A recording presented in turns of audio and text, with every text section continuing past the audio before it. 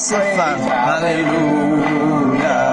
Moyo wangu uliozonyeshwa chini ya uso wa Yehova, na chini katika dhambi ambako dhambi zangu zilinivuruta. Nilimlilia Bwana kutoka katika matope ya kina kirefu, akanileta kwa upole hata kwenye siku ya adhabu. Alinitoa matopeni, kanisimamisha mwambani. Nafsini mwangu ameweka wimbo leo, wimbo wa sifa. Haleluya. Aliniweka kwenye mwamba imara, kando yake hatua zangu zilithibitika, nami nitadumu hapa. Hakuna hatari ya kuanguka nikiwa hapa, bali nitasimama kwa neema yake hata nipate taji. Alinitoa matopeni, kanisimamisha mwambani. Nafsini mwangu ameweka wimbo leo, wimbo wa sifa. Haleluya. Alinipa wimbo ule, wimbo mpya wa sifa. Usiku na mchana nyota zake tamu nitaziimba. Moyo wangu umefurika, nina furaha na huru kumsifu mkombozi wangu aliyeniokoa. Alinitoa matopeni, kanisimamisha mwambani. Nafsini mwangu ameweka wimbo leo, wimbo wa sifa. Haleluya.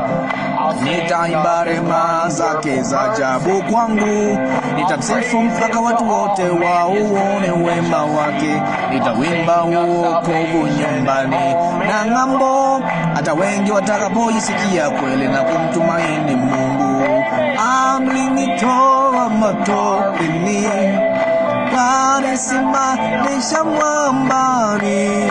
Nafsini mwangu ameweka wimbo leo, wimbo wa sifa. Haleluya. Alinitoa matopeni, kanisimamisha mwambani. Nafsini mwangu ameweka wimbo leo, wimbo wa sifa. Haleluya. Hebu tumpigie makofi. Utukufu. Bwana asifiwe.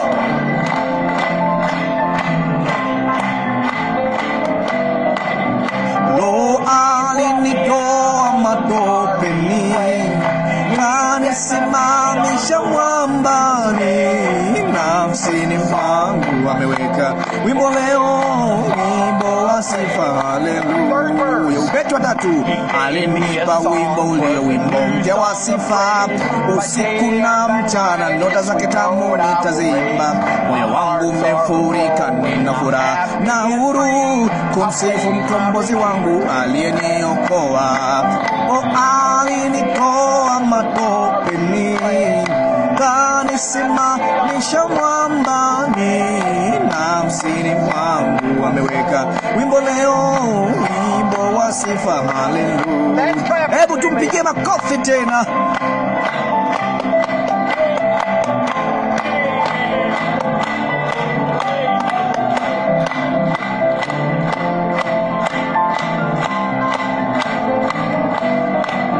Lo, alinitoa matopeni, kanisimamisha mwambani. Nafsini mwangu ameweka wimbo leo, wimbo wa sifa. Haleluya. Bwana asifiwe.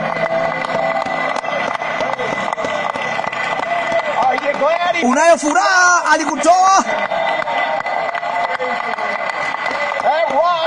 Mwamba wake ni neno lake, ufunuo wa neno lake. Sitaondoshwa. Amina.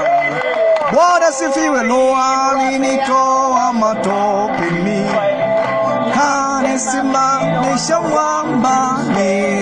Nafsini mwangu ameweka wimbo leo, wimbo wa sifa. Haleluya. Beti wa pili, aliniweka kwenye mwamba imara, kando yake hatua zangu zilithibitika, nami nitadumu hapa, hakuna hatari ya kuanguka nikiwa hapa, bali nitasimama kwa neema yake hata nipate taji. O, alinitoa matopeni, kanisimamisha mwambani, nafsini mwangu ameweka wimbo leo, wimbo wa sifa. Haleluya. Hebu tuimbe mara moja zaidi. Alinitoa matopeni, kanisimamisha mwambani, nafsini mwangu ameweka wimbo leo, wimbo wa sifa. Haleluya. Bwana asifiwe.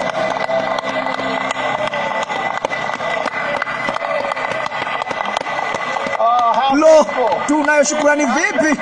Tunashukuru jinsi gani kwa ajili ya huo mwamba leo. Jina la Bwana lihimidiwe.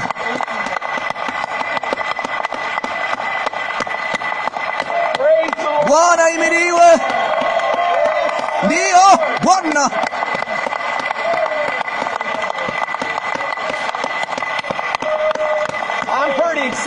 Nimechangamsha sana leo. Jina la Bwana lihimidiwe.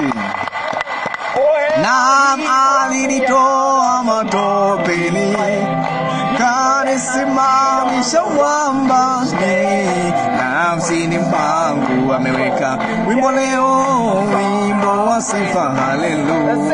Hebu tuimbe tu beti wa pili. Aliniweka kwenye mwamba imara, kando yake hatua zangu zilithibitika, nami nitadumu hapa, hakuna hatari ya kuanguka nikiwa hapa, bali nimesimama kwa neema yake hata nipate taji. Alinitoa matopeni, kanisimamisha mwambani, nafsini mwangu ameweka wimbo leo, wimbo wa sifa. Haleluya. Amina. Haleluya.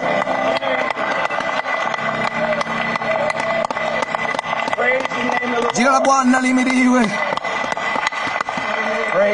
Bwana sifiwe. Mwaweza kuketi. Ninayo furaha kweli kwamba yeye amenisimamisha miguu yangu juu ya huo mwamba, ambao ni ujumbe huu, ufunuo wa kweli wa ujumbe huu. Nafurahi kuwa mmoja wao leo. Nafurahi kuwa mmoja wao leo.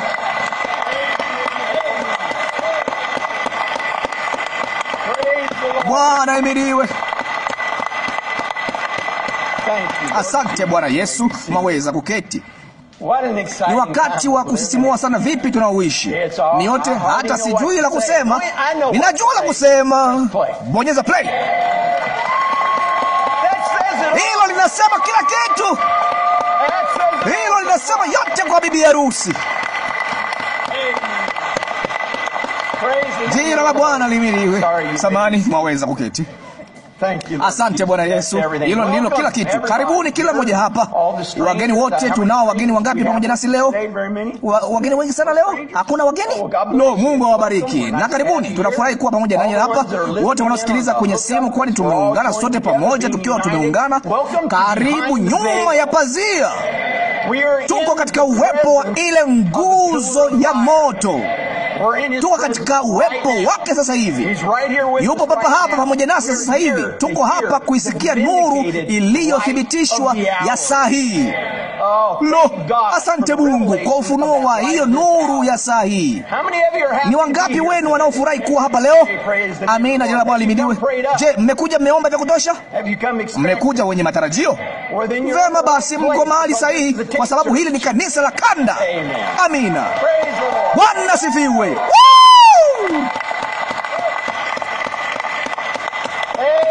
Amina. Hamtaondoka mkiwa mmevunjwa moyo.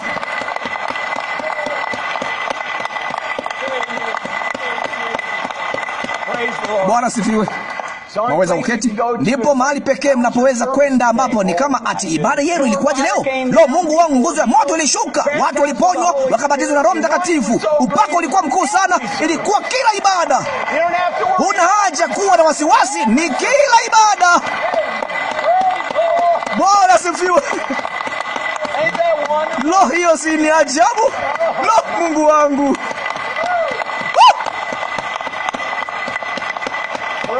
Jina la Bwana limidiwe. Bwana sifiwe. Ndiyo, hatukuhitaji kamwe kuondoka. Ilikuwaje leo? Ilikuwa sawa. Lo, sio sisi. Ni kama milango itafunguliwa lini tena? Lo, lazima niseme, nitasikiliza kanda hiyo tena usiku wa leo. Nataka kusikiliza tena usiku wa leo. Asante Bwana Yesu. Amina. Baba ametuthibitishia mara kwa mara kwamba yuko hapa pamoja nasi. Hakuna shaka hata chembe. Ikiwa mtu yeyote anayo shaka, umelikosa tu hilo, kwa sababu yeye yuko hapa akituthibitishia, na leo hii yeye atatupa siku nyingine maalum. Kwa hiyo matumaini, unajua, ewe bibi harusi wa Yesu Kristo, unapaswa kila wakati, nimewaambieni mara nyingi, unapaswa kuibeba kalamu nyekundu ndani ya daftari lako dogo la kalenda na uiandike tu. Unaweza kwenda kuiweka maisha yako yote, kwa sababu ikiwa unasikiliza ujumbe huu, kila siku ni siku maalum kwa bibi harusi wa Yesu Kristo. Amina. Kila siku. Amina. Jina la Bwana limidiwe. Amina. Tunaweza kuamka kila asubuhi na habari za asubuhi, marafiki. Sasa ni nani mwingine anayeweza kufanya hivyo? Asante Bwana Yesu. Ni hivyo, tutakuwa na wakati mzuri sana leo, na jambo fulani linakuja moyoni mwangu leo ambacho mtamsikia ndugu Branham akisema jambo fulani leo. Atamzungumzia mtu fulani, atazungumza kuhusu mtu wa Mungu, alisema, na kwamba alishukuru kwa ushuhuda wake aliokuwa nao. Na jina la mtu huyo lilikuwa Richard Blair. Naye anasema, nataka kumshukuru Mungu kwa mtu halisi wa Mungu, ndugu yetu Richard Blair. Alisema alinipigia simu, naye akasema mvulana wake alipata ajali, nalo gari lilikuwa limepinduka na likamponda uso, nao wakiogopa atakufa. Kwa hiyo yeye alifanya nini? Alijua la kufanya. Alimwita nabii huyo, na akasema atakuwa mzima, ndugu Blair. Alisema, je, hili ni Bwana asema hivi? Akasema, ni Bwana asema hivi. Huyo mvulana mdogo yuko hapa pamoja nasi leo. Uko wapi Nathan? Simama. Yule pale, huyo papo hapo, huyo hapo.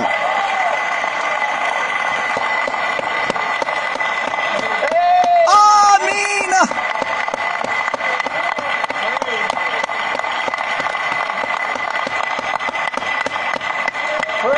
Bwana asifiwe.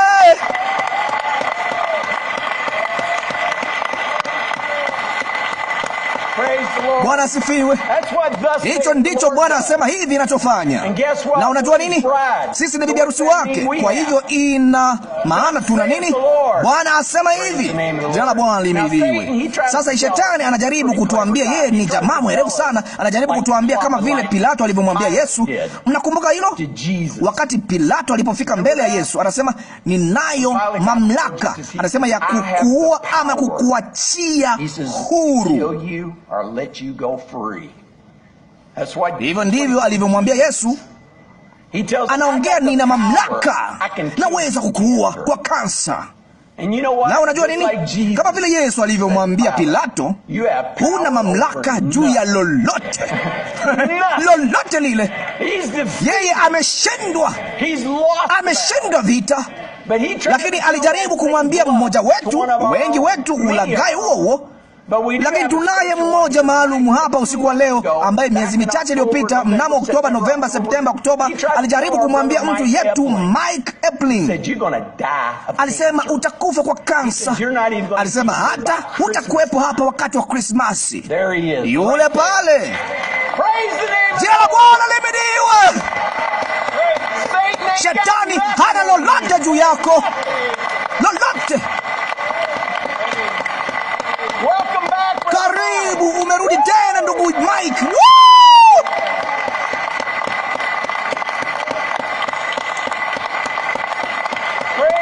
Jina la Bwana lisifiwe.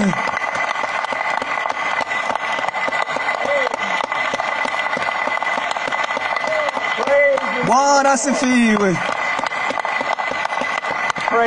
Bwana asifiwe. Mwaweza kuketi. Tunao wengine waliopo hapa pia. Unajua, nilipokuwa nikiandika hayo, ndugu Mike, kuanzia kuna wengi wetu, sote tunaweza kuinua mikono yetu, kwani Mungu ametuponya kwa njia moja au nyingine. Yeye hashindwi kamwe, naye huwa anafika kwa wakati unaofaa. Tunayo ratiba yetu ya wakati na tunacho kitabu chetu cha miadi, lakini Mungu anao wakati wake mkamilifu.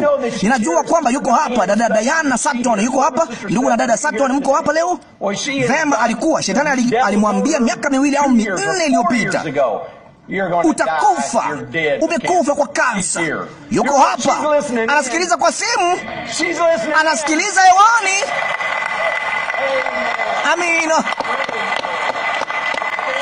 Shetani hana lolote juu yetu, hana lolote, hakuna. Yeye si chochote. Jina la Bwana lihimidiwe. Bwana sifiwe. Asante Bwana Yesu. Ajabu. Ninapenda kitu ambacho ndugu Mike alikuwa ametuma. Lilikuwa zuri sana kwamba alishiriki nasi alipoenda kwa daktari, naye alikuwa akifanya matibabu fulani na mambo mengine, na kwa hivyo daktari alimjia na kumwambia, akasema, nadhani ni hesabu nyeupe ya damu, hesabu nyekundu ya damu, chochote kile. Alisema ni kidogo. Alisema lazima uongezewe damu. Alisema, hivi umewahi kuongezewa damu? Kaendelea, ndio, miaka 50 iliyopita. Lo. Amina. Amina. Bwana sifiwe. Ndio maana amesimama pale nyuma hivi sasa kwa sababu ya kuongezewa damu huko. Amina. Jina la Bwana lisifiwe. Bwana sifiwe. Mwaweza kuketi. Sasa je, ninaamini kwamba damu ya Bwana Yesu inazunguka mishipani mwake? Hakika inazunguka katika yangu pia, kwa sababu yeye ni ndugu yangu kwa miaka mingi pia. Amina. Kwa kweli tuna uhusiano zaidi kuliko mimi ninavyohusiana na ndugu yangu. Sote ni wana na binti za Mungu. Tunatoka kwa baba mmoja, nasi tulikuwa ndani yake kabla ya mwanzo wa wakati. Kwa hivyo karibu tena ndugu Mike. Hakika tunaweza kuendelea kumweka katika maombi yetu. Je, ulikifurahia kinywaji chako baridi kisicho na vifuru kutamikia? Kinywaji baridi kutoka kisima cha Bethlehem Jumapili iliyopita? Hiyo lilikuwa la kupendeza. Amina. Amina. Bwana asifiwe. Ketini. Hakika anathibitisha kwa kusikiliza ujumbe huo kwa mara nyingine tena kwamba tunafanya kile hasa yeye alichotuambia tufanye. Tuko katika mapenzi yake makamilifu. Hakuna kilicho kikuu zaidi ya kuwa katika mapenzi makamilifu ya Mungu. Hakuna. Naye alituambia tuko katika mapenzi yake makamilifu kwa sisi kunywa tu kutoka kwenye hicho kisima cha kanda. Naam, hayo ndio mapenzi yake makamilifu. Ni ujumbe huu. Na mara tu tunapolijua hilo, na mara tena na tena, basi hatuwezi kujizuia. Lakini kila wakati tunapoifungulia kanda, unasikia yeye akituambia tena na tena na tena na tena na tena. Ni baraka iliyoje kwa bibi harusi. Tunakushukuru kwa hilo Bwana Yesu. Pia alituambia kwamba katika siku hii na katika wakati huu, alisema kama ilivyokuwa katika kila kizazi, na hilo ndilo linalovunja moyo sana. Anasema kwamba baadhi ya watu wanataka kurudi kwenye mapokeo yao. Anasema wanataka kurudi kwenye mapokeo ya wanadamu. Alisema kwamba roho hiyo iko hapa, imekuwapo hapa wakati wote, haikufa kamwe, iko hapa. Alisema kwamba walifanya hivyo siku zote. Alisema wao wanataka kurudi kwenye kundi la watu, wanataka kurudi kwa mtu fulani anayesema siku za ujumbe wa mtu mmoja zimekwisha. Hilo hata si maandiko, hilo hata si neno. Wao wanataka kuturudisha nyuma huko, kusema ati mtu mwingine au huduma yangu ndio itakayomkamilisha bibi harusi wa Yesu Kristo. Ati hilo ndilo linalohitajika ili kufanya jambo hilo. Huko ni kurudi kwenye mapokeo ya wanadamu. Hebu niwasomeeni kitu fulani ndugu yangu. Neno wakati wa kanisa la Sardi. Haitoshi kwamba yeye amejihusisha na kanisa zima, jambo ambalo tuliliona wakati alipoonekana misimama miongoni mwa vinara vya taa 7 vya dhahabu. Wala hata haitoshi ya kwamba tunaziona zile huduma 5 za Waefeso 4: mitume, manabii, waalimu, wainjilisti, wachungaji. Kwa kuwa katika kila wakati kanisa hupotoka. wala si wafuasi tu, bali na kundi la makasisi. Wachungaji wako makosani na kondoo pia. Ndipo Mungu anajitokeza jukwani kama mchungaji mkuu katika huduma za hawa watu 7, waongoza watu wake wairudie ile kweli na zile nguvu nyingi za kweli hiyo. Amina. Mwisho wa maneno. Amina. Bwana ahimidiwe.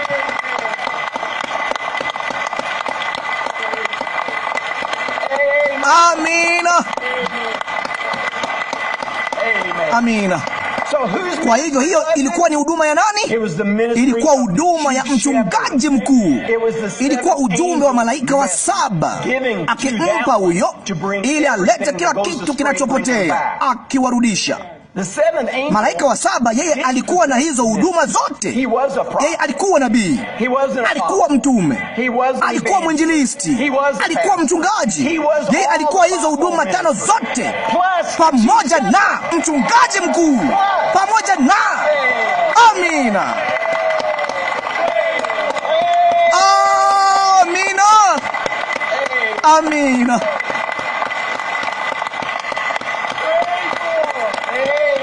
Amina. Hicho ndicho tunachoamini. Amina.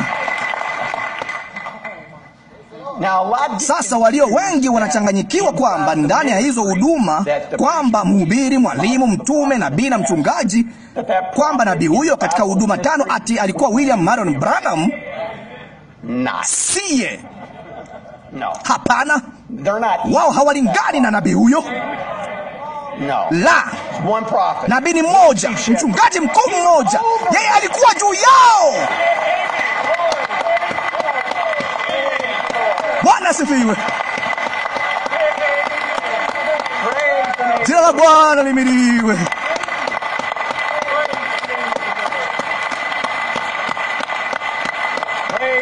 Jina la Bwana lihimidiwe. Mwaweza kuketi. Lile jambo kubwa lenye utata sasa, je, ninaamini katika huduma 5 basi? Hakika mimi ninaamini. Baba anao wahubiri, anao walimu, anao mitume, anao manabii, anao humo ndani. Yeye hajawahi kuwatoa, amewaweka daima, kila wakati. Katika siku hii na wakati huu, katika uhalisia, tunawahitaji zaidi leo kuliko tulivyowahi kuwahitaji. Tunawahitaji hivi sasa. Tunahitaji huduma 5 ya kweli. Na kuna watu wa Mungu na watu walioitwa na Mungu ambao Mungu amewaweka kanisani kwa ajili ya bibi harusi. Yeye anao, wapo wanaoitwa maishani mwao. Ninaomba niwe mmoja wao. Nimewaambia hilo mara nyingi. Hilo ndilo mimi ninalotaka kuwa. Ninataka kufanya hivyo. Swali ni kwamba wanawaongoza watu wapi?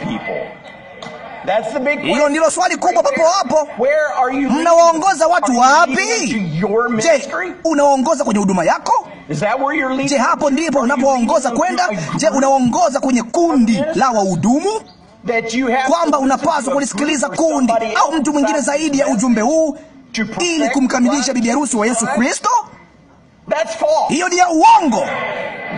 Hiyo ndiyo ya uongo, kwa sababu mhudumu wa kweli wa huduma 5, yeye atakuongoza kwa mchungaji mkuu, naye atasema huyu ndiye mchungaji mkuu, na atasema kwamba huduma 5 itazicheza kanda. Watazicheza kanda.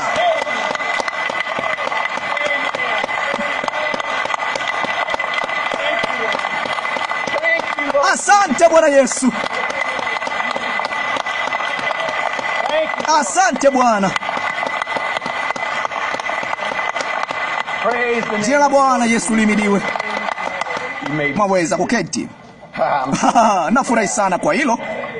Hilo ndilo swali, unawelekeza wapi? Na kusema ni kwamba ati ninamnukuu ndugu Branham. Tangu nimetoa kauli na kusema mrudisheni ndugu Branham mimbarani, ninao wengi waliorudi na kusema hatujawahi kumtoa mimbarani.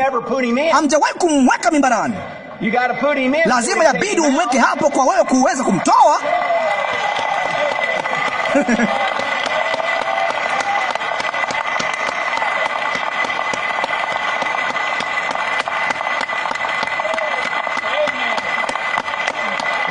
Bwana sifiwe. Ni ajabu. Nao wanapaswa kufanya hivyo katika huduma. Mhudumu yeyote katika sehemu ya huduma tano anapaswa kumnukuu mjumbe huyo, anapaswa kumnukuu nabii huyo, anapaswa kusema haswa kile yeye alichosema. Lakini bibi harusi, Mungu alifanya njia ambayo anasema juu hilo. Sijui ni mara ngapi katika kanda hii usiku wa leo ndugu Branham anatumia tu neno kanda. Kanda hizo zilihifadhiwa kwa ajili ya bibi harusi kusikia, kuzifanyia karamu. Ni barua ya mahaba kwetu sisi, naye aliweka hapo kwa kusudi fulani, ni kuleta ili kuwatambulisheni kwa mjumbe huyo. Hiyo ndiyo kazi yetu, kuwatambulisheni kwake. Kisha yuko hapo, huyo hapo, msikilizani yeye akithibitisha jambo hili. Aya chache ndogo chini ya aya moja, naamini yeye yuko ndani ya mjumbe wake. Jina la Bwana lisifiwe. Sasa sikiliza, sikilizani ni nani atakayefuata. Sikilizeni ni nani, akina nani watakao kuwa wafuasi wa ujumbe huu. Yeye ambaye angekuwa na utimilifu wa Mungu angemfuata huyo mjumbe, kama vile huyo mjumbe alivyo mfuasi wa Bwana kwa neno lake. Sisi ndio utimilifu, kule kutimizwa utimilifu wa Mungu. Hao ni sisi. Kwa kumfuata mjumbe huyo, huko ndiko kutimizwa kwa maandiko hayo. Amina. Jina la Bwana lihimidiwe. Huyo ni wewe. Hao ni ninyi. Jina la Bwana lisifiwe. Bwana sifiwe. Mwaweza kuketi. Shetani yuko hapa akinipiga nyundo, akinipa wakati mgumu kwa kweli. Hivi sasa anajaribu kuniambia, alisema umetoka kusema ati kwamba huko ndiko kutimizwa kwa maandiko hayo. Hayo sio maandiko. Ujumbe huu ni maandiko. Ewe Shetani,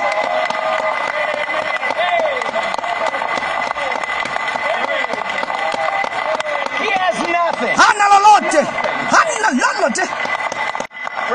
Jina la Bwana lihimidiwe. Ajabu, Bwana Yesu. Mwaweza kuketi. Kwa hivyo sisi peke yake ndio tunaweza kujibu swali kwa usahihi, kwa kuwa hivyo mtu fulani anapokuja na kusema, uko wapi ule uamsho mkuu wa wakati wa mwisho ulio katika ujumbe na ambao wanaendelea kuzungumzia? Uko wapi? Ewe rafiki, umefika. Ni mimi, ni wewe.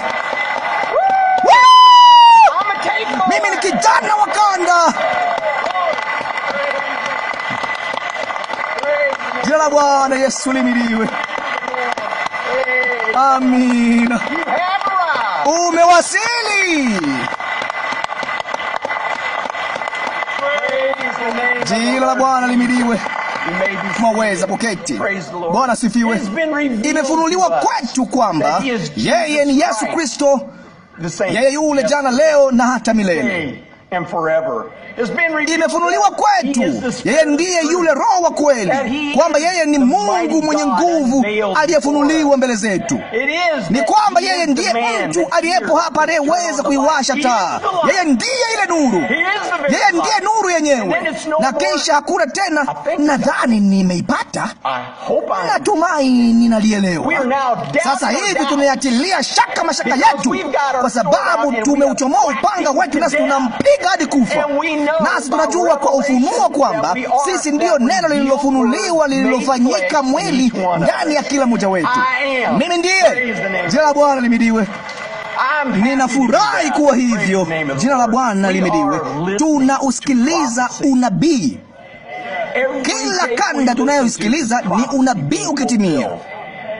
Tulikuwa tukizungumzia kuhusu hilo hapo awali, na siku nyingine iliyokuwa humo. Unapomsikiliza Isaya na manabii hao wote, unachofanya, ikiwa unamsikiliza Danieli, ikiwa unamsikiliza Yeremia, unazungumzia mambo yaliyotokea, mambo yanayotendeka sasa hivi. Katika mstari unaofuata tuliozungumzia kile kitakachotendeka miaka 700 kuanzia sasa. Alisema ni unabii ukitimia, na leo ninaweza kuwathibitisheni kwamba ninyi ni unabii unaotimia, kwa sababu ndugu Branham alisema kwenye kanda, anasema kutakuwa na kundi litakalo liamini hilo. Hao ni sisi. Kwa hivyo sisi ni unabii unaotimia leo. Amina. Amina. Jina la Bwana lihimidiwe. Tunaketi katika uwepo wa jua la Agosti tukiivishwa. Amina. Bwana sifiwe. Mwaweza kuketi. Je, hilo si jambo la ajabu? Mjumbe huyo alituambia nini Jumapili? Anasema, ninayo mambo mazuri sana ya kuwaambieni. Unajua, aliposema hilo kwenye ujumbe huo, ni kama nataka tu kukimbia na kuichukua kanda hii na kuisikiliza mara moja. Ni kama lo, mjumbe anatuambia ninayo mambo mazuri sana ya kuambia. Atatuambia usiku wa leo kila kitu kuhusu mvuto huo wa tatu. Unajua, kila mtu daima anamaanisha hivi, linamaanisha kile. Yeye atawaambia hasa kile maana yake. Atawaambia kila kitu kuhusu hilo. Alisema huo umethibitishwa. Bwana sifiwe. Umetambuliwa. Uwepo wake uko pamoja nasi. Bwana sifiwe. Uwepo huo uko pamoja nasi.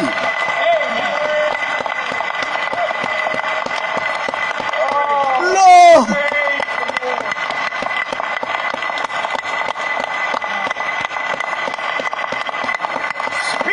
Nena neno. Amina. Mwaweza kuketi. Na kisha nini kitatokea? Anasema inakazwa zaidi. Na kisha wakati huo ujapo, na kule kufinywa kunafikia mahali ambapo mnafinywa hata mkatolewa nje. Lo! Nadhani tunaona baadhi ya hayo yakitimizwa. Kama nilivyosema, tayari tunatolewa nje.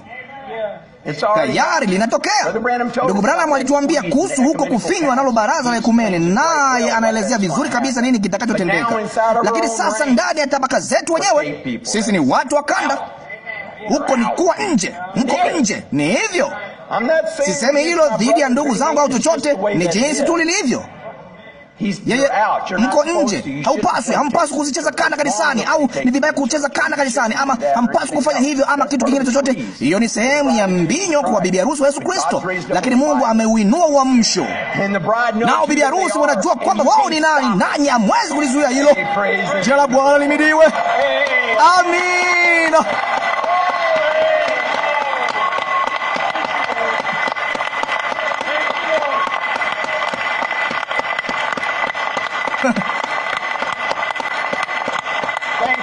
Asante Bwana Yesu. Jina la Bwana lisifiwe. Mwaweza kuketi. Bwana sifiwe. Anasema, ndipo tazamieni ninayojiandaa kuwaelezeni katika dakika chache.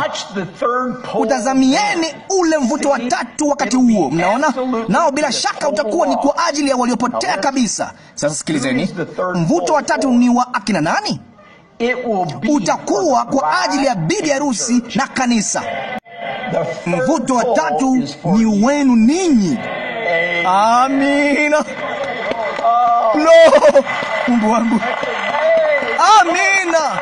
Ni kwa ajili yetu. Ni kwa ajili yetu kunena neno. Bibi harusi atanena neno. Amina. Acha hilo. Hebu hilo shinikizo na lije. Tutanena neno. Jina la Bwana limidiwe. Jina la Bwana limidiwe. Bwana sifiwe. Mwaweza kuketi. Je, hilo si ni la ajabu? Mwaona, naamini Mungu akifunua hata kwetu kwamba iko hivyo. Alithibitisha kwamba ilikuwa hapa. Alifanya idhihirishe mambo tunayoyajua, mbegu ile ya kwanza iliyokomaa. Hii hapa. Tunazungumza Mungu. Kila mtu hapo ndipo anapofanya makosa. Unamwangalia huyo mtu. Mimi simtazami mtu, ninamtazama Mungu aliye ndani ya mtu. Ninapokuona sikuoni wewe, ninamwona Mungu. Namwona Mungu akiishi ndani yako. Sioni, na hivyo ndivyo yeye anavyotuona sisi. Acha kujiangalia ulivyo. Yeye hakutazami wewe, anajiangalia yeye mwenyewe ndani yako. Lo, asante Bwana. Asante Bwana. Asante Bwana. Amina.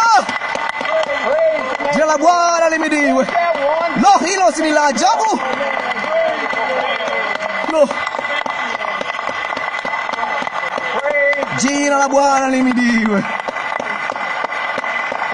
Jina la Bwana lihimidiwe. Ni ajabu jinsi gani bibi harusi huyo anasema wanapojitambua kwamba wao ni nani, mbinyo huo ukija, na jinsi yeye atakavyotuambia jinsi hilo lilivyo na itakuwaje. Nilipokuwa nikifanya ushirika na wandugu kule nyuma na kuwazia jinsi Mungu, unajua, lo, hapana, ikiwa hilo litatokea watakuwa kitu kikubwa hivi au kitu fulani kingine chochote. Yeye aliwanena kindi nao wakawepo. Alinena kindi. Alimwendea dada mzee hatia right, dada mzee maskini tu, si kitu ila kweli tu. Ndugu Branham, sema unachotaka nitakupa. Lo, jina la Bwana lihimidiwe. Garuba, nenda nyumbani. Uvimbe, ondoka. Lo, neno ndilo hilo. Ni yale yanayotusubiri. Linapaswa kutufanya kuchangamka sana kwamba hilo ni kwa ajili yetu. Yeye alifanya yote hayo. Yote yalishuka chini ya mvuto wa kwanza, mvuto wa pili na mvuto wa tatu. Na huja yote ni sawa. Ilikuwa tu katika nyakati tofauti, kipindi tofauti. Alishuka akatuambia mambo hayo yote ili tu kuthibitisha tena na tena, ili kutujulisha sisi ni nani. Kwanza unapaswa kutambua yeye alimtuma nani. Wewe wafanye watu wa kuamini, nasi tunamwamini, na kisha utambue wewe ni nani. Ni mimi Bwana, huyo ni mimi. Yeye anakutaka tu usijiangalie mwenyewe, usijiangalie ulivyo. Kumbuka hilo ndilo jambo muhimu. Huwezi kujiangalia wewe ulivyo, kwa sababu wewe si kitu. Wewe ni mbaya kuliko chochote, lakini wewe ni mbegu iliyochaguliwa tangu zamani, mwana wa Mungu aliyedhihirishwa. Jina la Bwana lihimidiwe. Amina. Amina. Huyo ndiye mimi niliye. Huyo ndiye wewe uliye. Ni nani aliye mmoja wao? Amina. Bwana asifiwe. Ketini. Bwana asifiwe. Je, umewahi kutaka au kutamani kwamba ungeweza kuwa katika mmoja wapo ya mikutano ndugu Branham?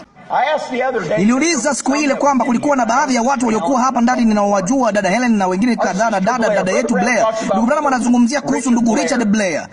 Bibi harusi wake wa kupendeza yuko pamoja nasi leo pia. Dada Blair, je, ungeweza kusimama? Mungu akubariki dada Blair.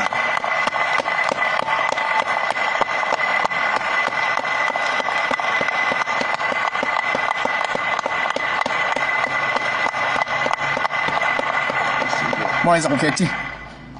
Lakini hiyo ilikuwa katika mikutano ya ndugu Branham. Je, umewahi kutamani kwamba ungeweza kuwa pale katika mkutano wa ndugu Branham, kwamba ningeweza kuwa pale na niwe nimeketi chini ya mojawapo ya mikutano hiyo na kuwa naye ndugu Branham anapokuja, naye anao mstari wa maombi, naye ndugu Branham atakuwa na mstari wa maombi wa kuja, nawe umeketi katikati ya wasikizi, naye ndugu Billy Paul anatembea huku na huko, naye anasambaza kadi za maombi, nawe unapata kadi ya maombi, naye anakupa kadi ya maombi, nawe unaiangalia hiyo, nayo inasema namba 1. Unashikilia hilo moyoni mwako na ni kama sawa, lakini ndugu Branham anasema wakati wote, vema, hebu tuanzie kutoka namba 50 hadi 75. Na unawazia loni na namba 1. Nina namba 1. Naye ndugu Branham anaumaliza ujumbe wake, naye anasema hebu na tuanze mstari wa maombi. Bili anamwita, hebu tuanze na namba 1 hadi 25. Imani yako ingekuwaje? Lo, hilo ndilo. Oh, ningekuwa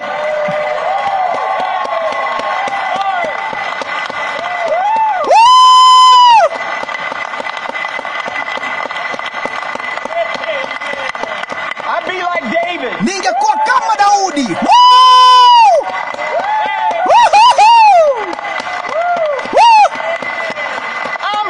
Nimepona.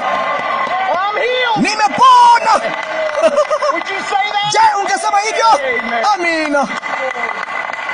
Jina la Bwana lihimidiwe. Mwaweza kuketi. Naamini kabla yeye hata hajaita namba yako, ni kama Bwana, nimepona. Kwa sababu ninapoenda juu pale, najua wewe uko papo hapo. Najua yeye ataniita. Haijawahi kushindwa. Haiwezi kushindwa kamwe. Naam, wajua nini? Usiku wa leo uko kwenye mkutano huo. Amina. Nguzo ile ya moto iliyokuwa pale unayoisikiliza iko papa hapa. Sio sisi. Yeye sio Mungu wa historia. Ni Yesu Kristo, yeye yule jana leo na hata milele. Nguzo ile ya moto iko papa hapa. Upako ule uko hapa ndani ya chumba hiki. Na unajua nini? Wewe unayo kadi ya maombi namba 1. Amen. Bwana asifiwe. Ndiyo Bwana. Jina la Bwana lihimidiwe.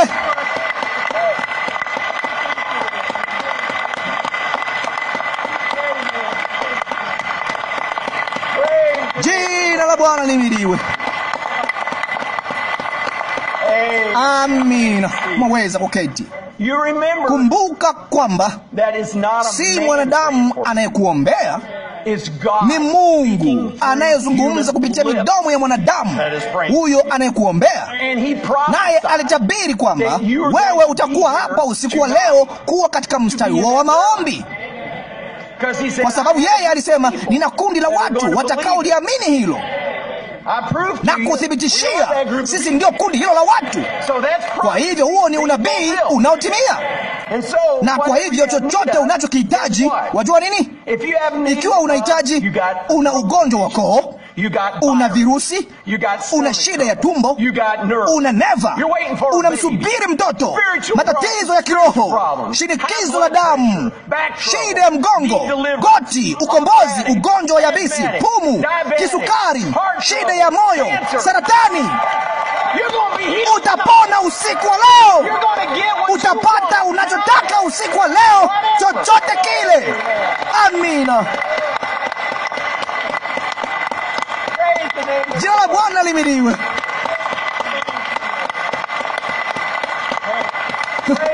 Jina la Bwana lihimidiwe.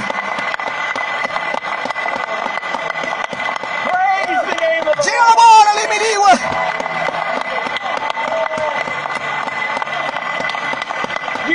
Je, unaliamini hilo? Amina. Bakini mmesimama. Je, neno la Mungu linaweza kushindwa? Je, neno la Mungu laweza kushindwa? Hakika haliwezi kushindwa. Neno la Mungu haliwezi kushindwa. Kama alilinena, lazima litimie. Ni neno, sio neno langu. Neno langu halimaanishi chochote, ni neno la Mungu. Neno la Mungu haliwezi kushindwa. Tunao ufunuo wa yule ambaye Mungu alimtuma, na alikuwa ni mjumbe wake, mchungaji mkuu. Unasema ati ndugu Branham ndiye huyo mchungaji mkuu? Ndiyo Bwana. Mungu akiwa amefunikwa katika mwili wa mwanadamu. Tunaamini hilo. Ulimwengu hauwezi kuliona hilo, linawakwaza, wanasongwa nalo kwa sababu hawana ufunuo. Sisi tunao. Tunao ufunuo, nasi tunaliamini hilo. Maneno haya ni kweli, ni kweli, na neno lake haliwezi kushindwa. Anachosema katika ujumbe lazima kitimie. Je, unaamini hilo? Ikiwa unaliamini hilo kwa moyo wako wote, yote yaliyo ndani yako, alilinena, lazima litimie. Yeye ni mjumbe wa Mungu, anazungumza. Yeye ni mwakilishi wa Mungu hapa duniani. Hakutakuwa na mjumbe mwingine atakayekuja. Huyu ndiye.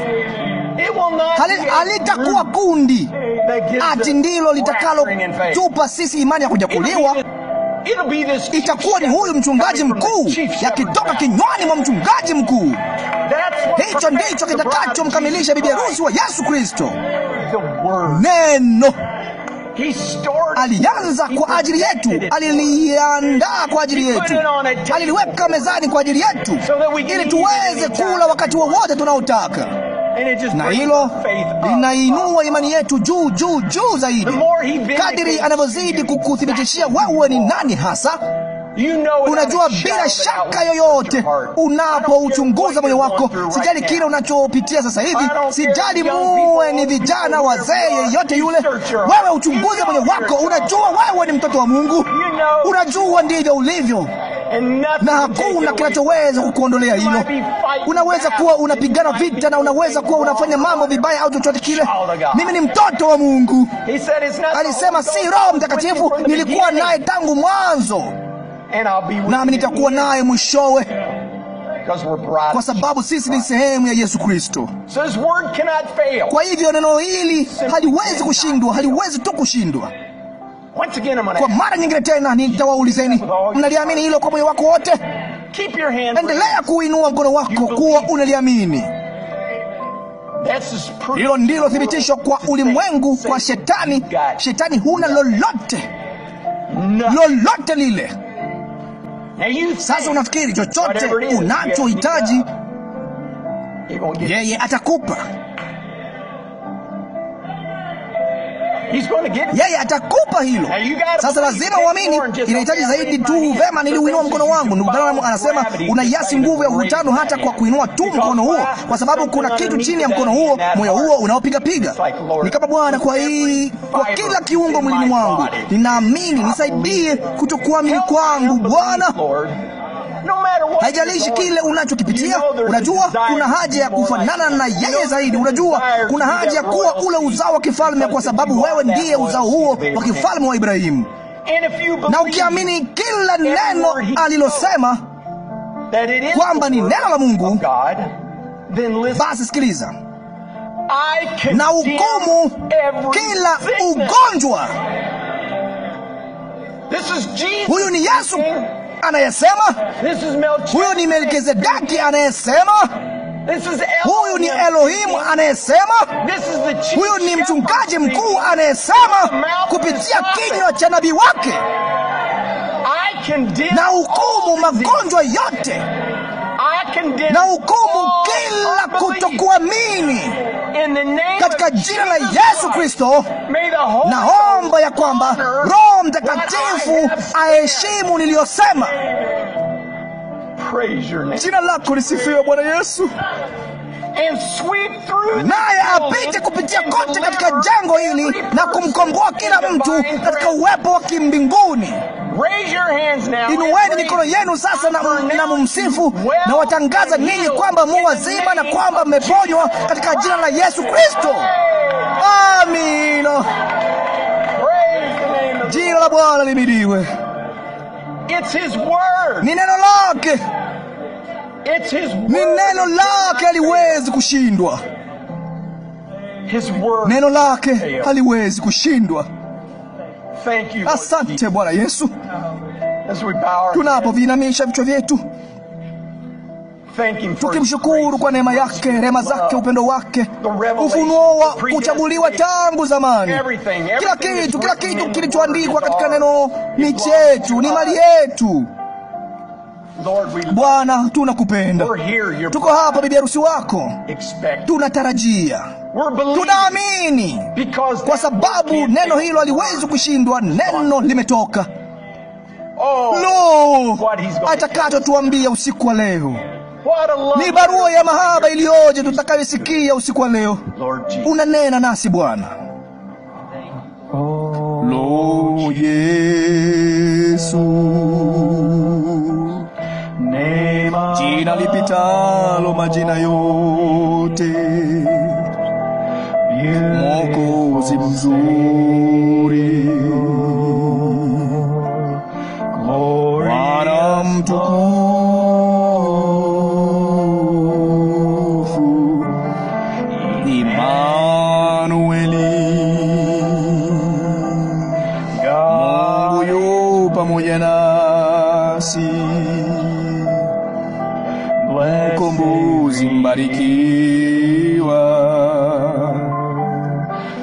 neno lililo hai.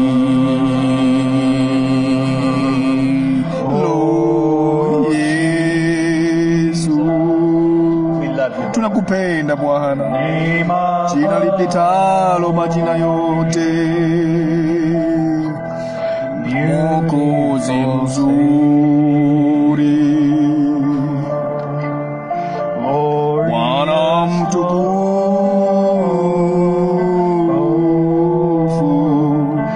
Imanueli,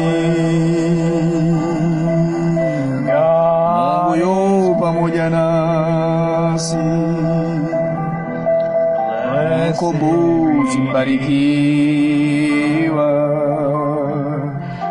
neno hilo hai. Amina. Hebu tuvinamishe vichwa vyetu. Asante Bwana Yesu. Tunataka tu kukuambia Bwana jinsi tunavyokupenda kutoka moyoni mwetu wote. Asante Bwana kwa ukombozi mkamilifu Bwana Yesu, kwamba Bwana umetufanyia njia Bwana. Kila moyo ulio ndani hapa Bwana, tayari umekwisha wagusa, tayari umewaponya, tayari umewaokoa. Shetani ametolewa nje. Asante sana Bwana. Tunayofuraha sana kuwa watoto wako.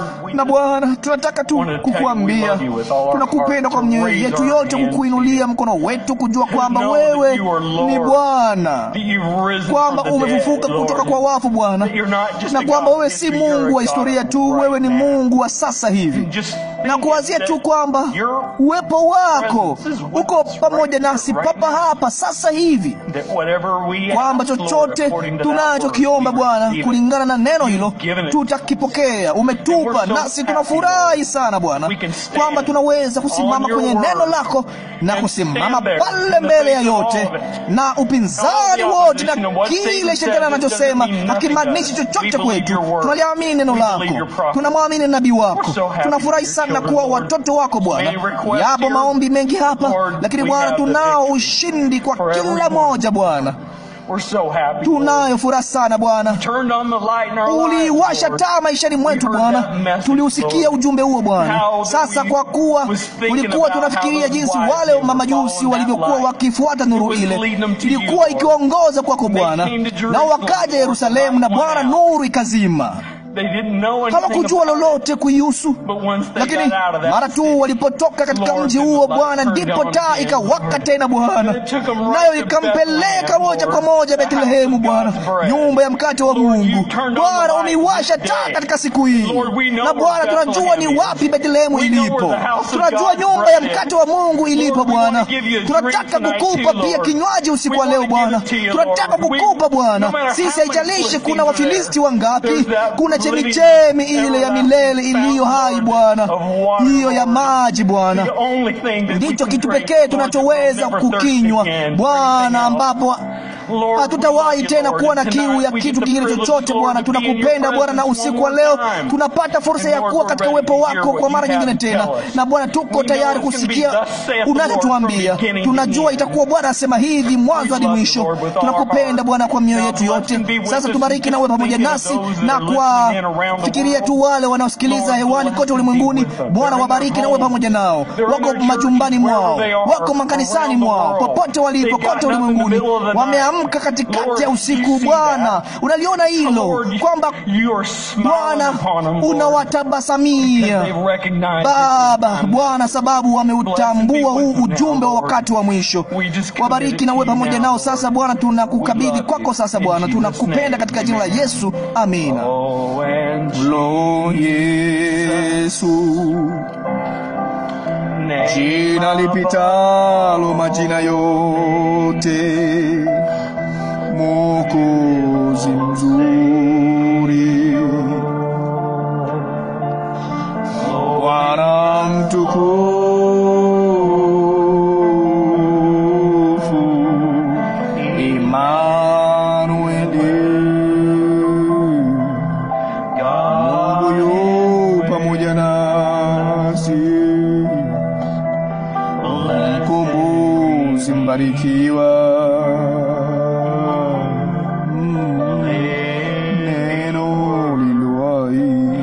amin. Mungu awabariki. Mwaweza kuketi.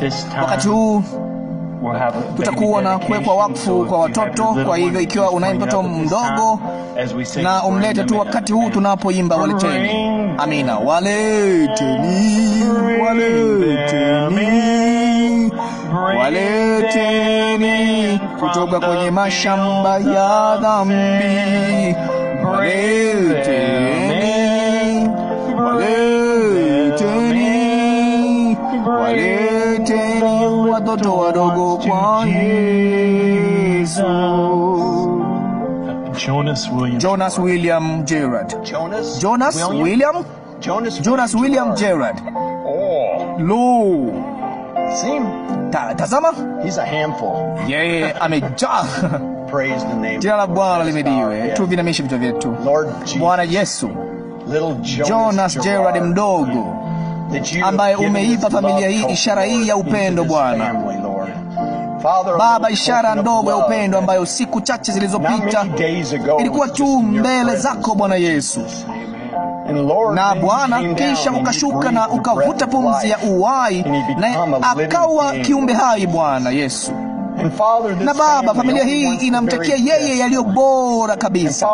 Na Baba, wewe ndiye lililo bora zaidi. Na Baba, wanataka kumweka mikononi mwako Bwana Yesu, ili umwangalie, kwamba utamtunza Bwana, kwamba popote aendapo au chochote afanyacho Bwana, kwamba Baba utakuwa pamoja naye. Baba, umbariki na uwe naye Bwana Yesu, uwe pamoja na familia hii Bwana, waweze kushikilia ujumbe huu mbele yake kila wakati. Uwe daima mgeni mwaliko nyumbani mwao Bwana Yesu. Baba, wabariki na uwe pamoja nao Bwana. Baba, kwani wameitii amri yako na kumleta yeye hapa Bwana, ili wamweke mikononi mwako kwa ajili ya maisha ya kuwekwa wakfu na kukutumikia, hadi Bwana utakapoweza kumjaza Roho wako Mtakatifu siku moja Bwana. Ikiwa kuna kesho Bwana, na autangaze ujumbe huu Bwana, kwani ni ujumbe huu ndio unaomkamilisha bibi harusi wako Bwana. Tunamrudisha kwako sasa katika jina la Bwana Yesu Kristo tunaomba mambo haya yote. Amina na amina.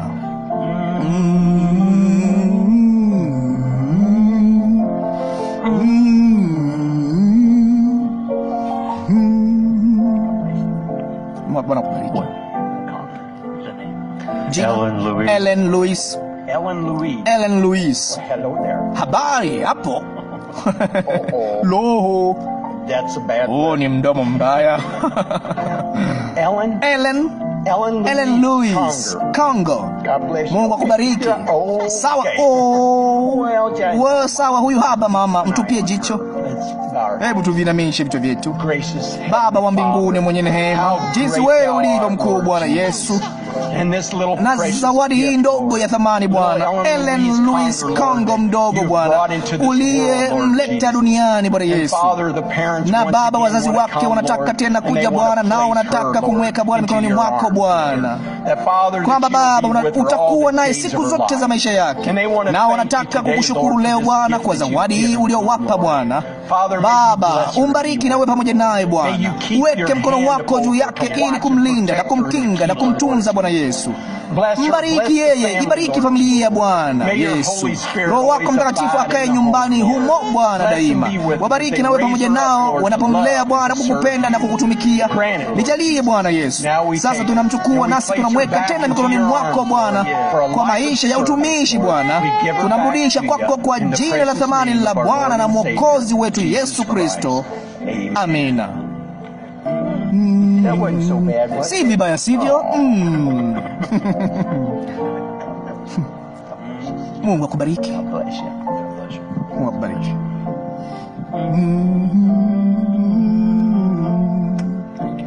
Asante. Jina? Journey Israel Card. John Israel Card. John Israel. Johnny Israel. Hello there. Habari hapo? God bless you. Mungu akubariki. You handsome. Wewe ni mzuri. Hebu tuvinamishe vichwa vyetu. Baba, Little Johnny John Israel mdogo Bwana, ishara ndogo ya upendo Bwana, zawadi kutoka kwako Bwana. Wewe ndiye mtoaji mkuu wa zawadi Bwana. Na Baba, tunataka kukurudishia zawadi hii Bwana Yesu.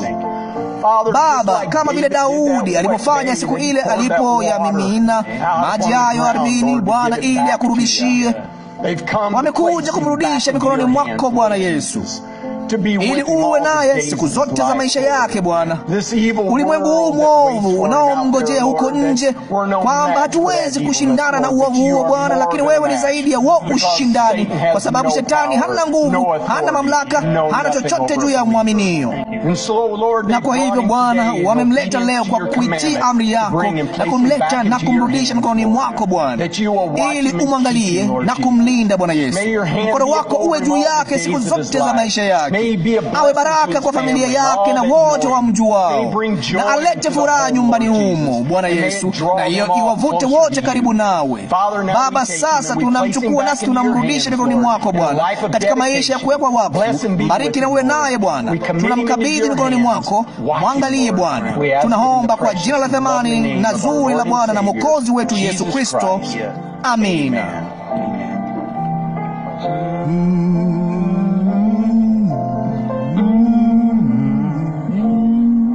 Oh, bring the little ones to Jesus. Oh, bring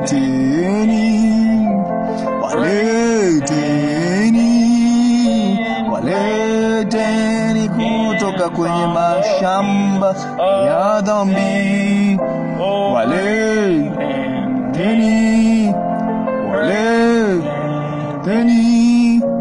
waleteni watoto wadogo kwa Yesu.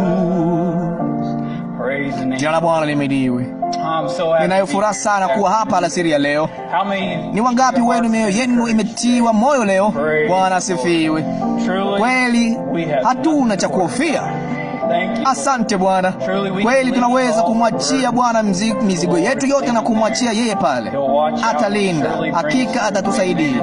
Amina. And if the Na world ikiwa ulimwengu unatunyima fedha na dhahabu yake, na ikikulazimu kuishi kwa chakula kichache,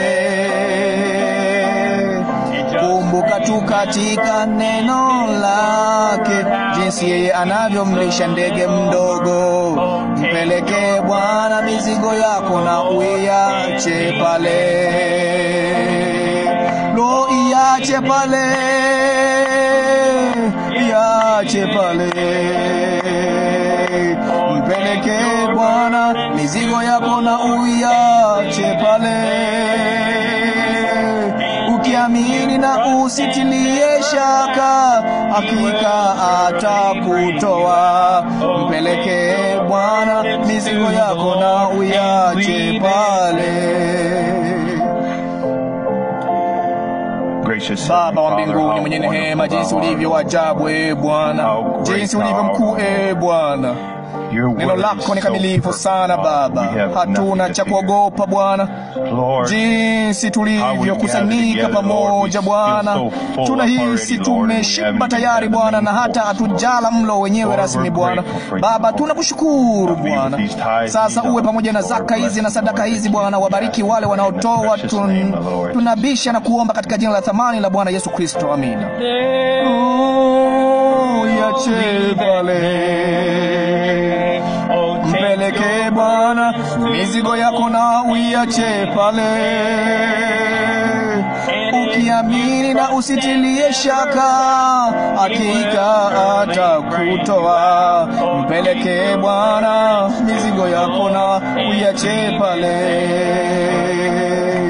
Ikiwa mwili wako unateseka maumivu na afya yako huwezi kuirejesha, na roho yako inakaribia kuzama katika kukata tamaa, kwani Yesu anayajua maumivu unayohisi. Yeye anaweza kuokoa na anaweza kuponya. Lo, mpelekee Bwana mizigo yako na uiache pale. Ndio, iache pale, iache pale. Mpelekee Bwana mizigo yako na uiache pale, ukiamini na usitilie shaka, hakika atakutoa. Mpelekee Bwana mizigo yako na uiache pale. Adui zako wanaposhambulia na moyo wako unapoanza kushindwa, usisahau kwamba Mungu aliye mbinguni anajibu maombi. Yeye atakufanyia njia, naye atakuongoza salama kuyapitia. Mpelekee Bwana mizigo yako na uiache pale. Lo, iache pale, iache pale. Mpelekee Bwana mizigo yako na uiache pale, ukiamini na usitilie shaka, hakika atakutoa. Mpeleke Bwana mizigo yako na uiache pale. Siku zako za ujana zitakapokwisha, na uzee ukizidi kuongezeka, na mwili wako ukinama chini ya uzito wa matunzo, hatakuacha kamwe. Wakati huo atakwenda nawe hadi mwisho. Mpeleke Bwana mizigo yako na uiache pale. Iache pale, iache pale. Mpeleke Bwana mizigo yako na uiache pale.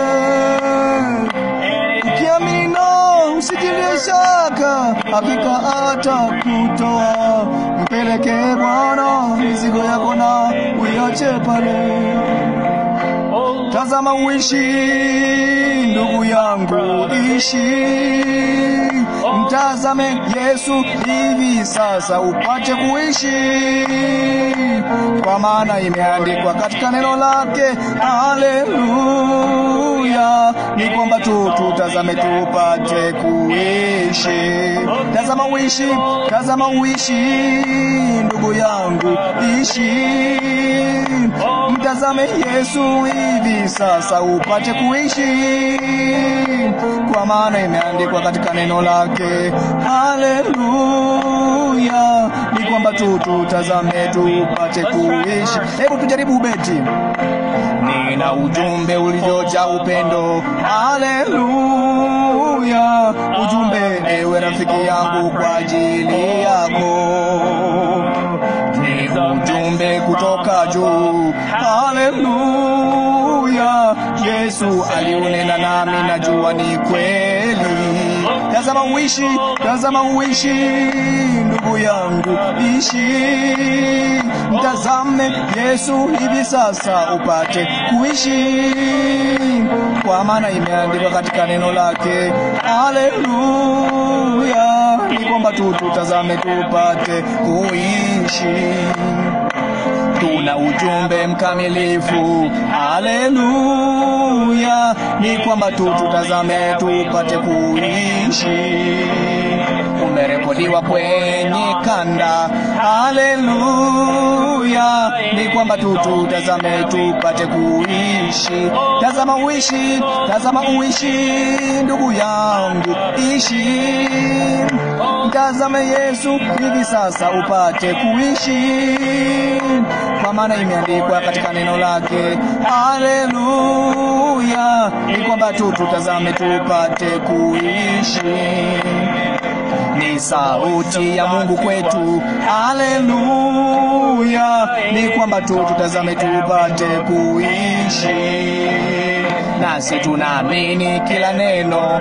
Haleluya, tazama ni kwamba uishi. Tazama uishi, tazama uishi ndugu yangu, ishi. Mtazame Yesu hivi sasa upate kuishi, kwa maana imeandikwa katika neno lake. Haleluya, ni kwamba tutazame tupate kuishi. Ubeti wa pili. Tuna ujumbe mkamilifu. Haleluya, ni kwamba tutazame tupate kuishi.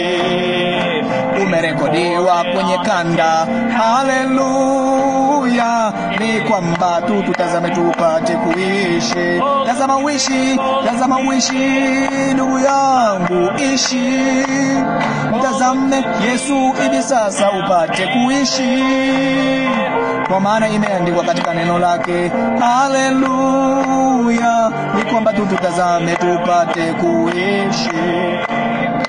Lo, Bwana wetu anarudi duniani tena. Naam, Bwana wetu anarudi duniani tena. Lo, shetani atafungwa miaka 1000, hatutakuwa na mjaribu wakati huo, baada ya Yesu kurudi duniani tena. Lo, Bwana wetu anarudi duniani tena. Naam, Bwana wetu anarudi duniani tena. Lo, shetani atafungwa miaka 1000, hatutakuwa na mjaribu wakati huo, baada ya Yesu kurudi duniani tena. ninapongojea kuja kwa ile siku ya furaha ya ule utawala wa miaka 1000, wakati Bwana wetu mbarikiwa atakapokuja kumchukua bibi harusi wake anayengoja. Lo, moyo wangu umejawa na unyakuo, nikitenda kazi, kukesha na kuomba, wakati Bwana wetu atakapokuja duniani tena. Lo, Bwana wetu anarudi duniani tena. Naam, Bwana wetu anarudi duniani tena. Lo, shetani atafungwa miaka 1000, tutakuwa na mjaribu wakati huo, baada ya Yesu kurudi duniani tena. Kurudi kwa Yesu kutakuwa ndiko jibu la huzuni na kilio kwa dunia, kwa maana maarifa ya Bwana yataijaza dunia, bahari na mbingu. Mungu ataondoa magonjwa yote na majonzi ya mateso yatakauka baada ya Yesu kurudi duniani tena. Lo, Bwana wetu anarudi duniani tena. Naam, Bwana wetu anarudi duniani tena. Lo, shetani atafungwa miaka 1000, na tutakuwa na mjaribu wakati huo, baada ya Yesu kurudi duniani tena. Naam, waliokombolewa na Bwana watakuja Sayuni kwa furaha, na katika mlima wake wote mtakatifu hakuna kitakachodhuru wala kuharibu. Amani kamilifu itatawala katika kila moyo na upendo bila mkanyo, baada ya Yesu kurudi duniani tena. Oh, Bwana wetu anarudi duniani tena. Naam, Bwana wetu anarudi duniani tena. Lo, shetani atafungwa miaka 1000, na kutakuwa na mjaribu wakati huo, baada ya Yesu kurudi duniani tena. Ndipo dhambi na huzuni, maumivu na kifo cha ulimwengu huu wa giza vitakoma katika utawala mtukufu pamoja na Yesu kwa miaka 1000 ya amani. Dunia inaugua ikililia ile siku ya kuwekwa huru kutamu, maana Bwana wetu anarudi duniani tena. Amina. Lo, Bwana wetu anarudi duniani tena. Naam, Bwana wetu anarudi duniani tena. Lo, shetani atafungwa miaka 1000, na tutakuwa na mjaribu wakati huo, baada ya Yesu kurudi duniani tena. Hebu tumpigie makofi.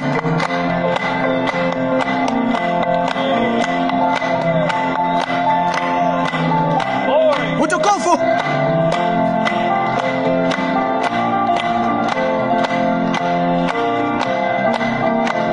Lo, Bwana wetu anarudi duniani tena.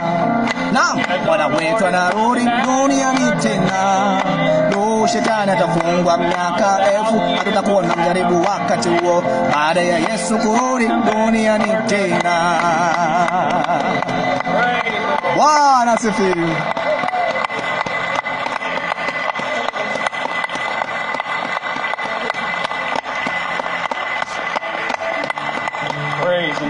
Jina la Bwana lihimidiwe. Ninayo furaha sana kwamba mimi ni mmoja wao. Ninaitazamia siku hiyo ya furaha ya utawala wa miaka 1000. Unajua, nikiangalia kila mmoja wenu na vile ndugu Joseph alivyomwonyesha ndugu yetu Nathan, au ndugu Mike, kumwona ndugu Jackson, dada D, kweli Bwana anatembea ndani na kila kona na pamoja nasi. Na usiku wa leo ni fursa nzuri iliyoje ya kuwa na kadi ya maombi namba 1. Lo, asante Bwana. Hebu tumpigie Bwana makofi.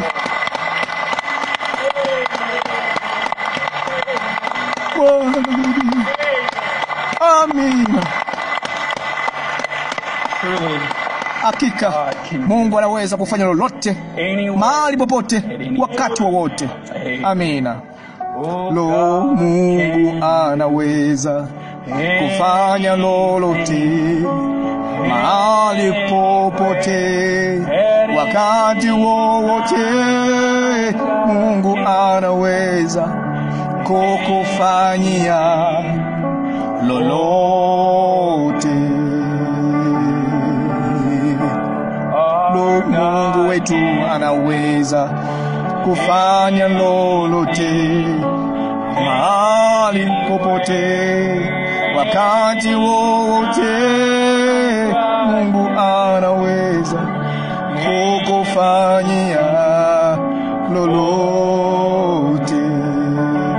Yeye ni Alfa, yeye ni Alfa na Omega, mwanzo tena mwisho. anaweza kukufanyia lolote. Yeye ni Alfa, yeye ni Alfa na Omega, mwanzo tena mwisho. Mungu anaweza kukufanyia lolote.